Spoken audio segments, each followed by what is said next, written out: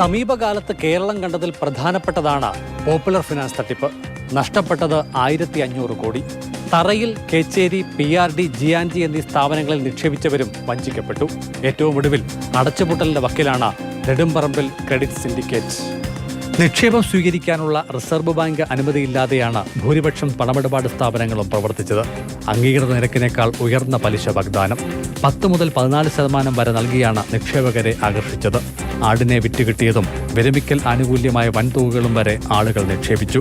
ഒടുവിൽ മുതലുമില്ല, പലിശയുമില്ല. CBI, SFIO, ED.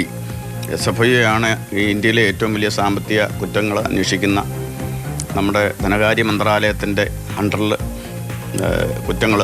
സാമ്പത്തിക കുറ്റങ്ങൾ അന്വേഷിക്കുന്ന ടീമാണ്. അവർ ഫോറൻസിക് ഓഡിറ്റ് ഇനിയും സമർപ്പിച്ചിട്ടില്ല.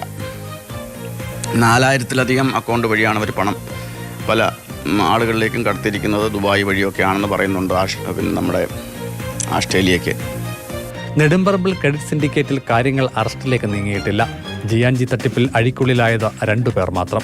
മറ്റ് 3 തട്ടിപ്പ് കേസുകളിലും പ്രതികൾ പിടിയിലാവുകയും പിന്നീട് ജാമ്യം നേടുകയും ചെയ്തു. ബഡ്സ് ആക്ട് കൂടി ചുമത്തപ്പെട്ട കേസുകളിൽ പ്രതികളുടെ വസ്തുവകകൾ കണ്ടുകെട്ടി ഇവ ലേലത്തിൽ വെച്ച് തുക നിക്ഷേപകർക്ക് വിതരണം ചെയ്യാമെന്നിരിക്കെ പോപ്പുലർ ഫിനാൻസ് കേസിലടക്കം അത് സംഭവിച്ചില്ല.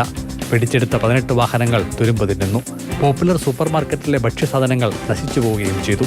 അതേസമയം വാഹനങ്ങൾ ഏറ്റെടുത്ത റിപ്പോർട്ട് അഡീഷണൽ ജില്ലാ കോടതിയിൽ സമർപ്പിച്ചതായും വിധി വന്നാലുടൻ ലേല നടപടികളിലേക്ക് കടക്കുമെന്നുമാണ് കോമ്പീറ്റന്റ് അതോറിറ്റിയുടെ ഓഫീസ് വിശദീകരിക്കുന്നത്.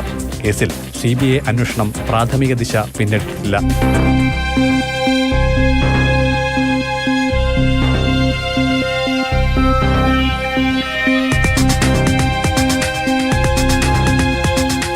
CK Abhilal, Mathrubhumi news, Pathanamthitta.